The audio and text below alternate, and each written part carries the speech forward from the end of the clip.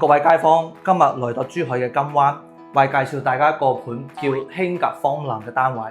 咁依家我來到嘅一個獨梯獨戶嘅梯間，呢度單位122方，4房2廳2衛，獨梯獨戶，可以睇下我呢度嘅一個鏡頭係獨 lift 嘅。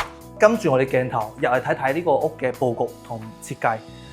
呢個位置咧係屬於一個客廳同餐廳嘅一體嘅一個單位，做咗個開放式嘅一個空間。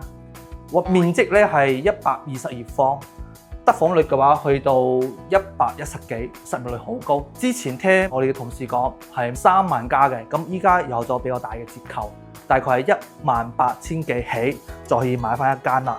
大嘅單位嘅嘛，大概呢個單位係2萬幾一方。呢個金灣咧，佢個位置比較新區，稍為配套嘅方面嘅話，呢度坐車去到人工島咧，大概係15到20分鐘，然後咧上到大巴，再去過翻香港港珠澳大橋關口。從呢度單位到香港過關嘅話，大概係1個鐘左右嘅時間。咁呢個位置咧，佢一個特點咧就係一個非常大嘅8米嘅超大陽台景觀，咁可以睇睇咯。咁好多香港嘅街坊嚟到珠海生活定居嘅話，咁首選可能係香洲。不過香洲嘅價位相對嚟講，可能去到3到4萬左右嘅。咁依家開發商佢話搞折扣，咁我哋今日就過嚟睇睇咯。有啲街坊嘅話，咁過嚟睇睇，珠海金灣呢個單位，睇睇有冇好嘅選擇。入到我哋嘅空間，我哋再睇睇下，係一間長輩房，個空間都做得比較實用。可能個放衣櫃可能有窄少少，不過如果係你作為一個房嘅話，係夠用㗎啦。咁再睇睇入邊嘅空間咯。OK， 呢個洗手間，乾濕分離。好，呢個位置睇睇呢個一個BB 房，佢做嘅空間都夠實用咯。正常嘅家庭嘅話，我覺得如果係你唔夠用嘅話，咁可以做一個 BB 房；如果夠用嘅話，咁呢間房嘅話可以做一個書房。OK， 咁圍到我呢一個主人房嘅套間啦。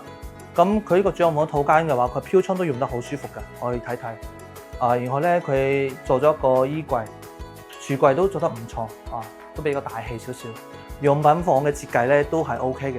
佢呢度所有再買嘅單位咧，全部都係大裝修上車嘅。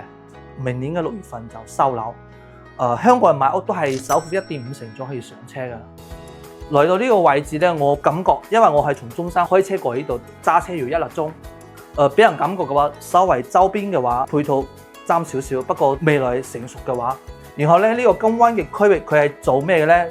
集成電路、電池板、電芯，喺有汽車嘅配電嘅一個區域。最主要係樓下有一個超市，然後咧5分鐘可以到一個華華商都嘅一個商場。如果係香港嘅街坊想珠海睇睇嘅話，咁呢個性價比係一個唔錯嘅選擇。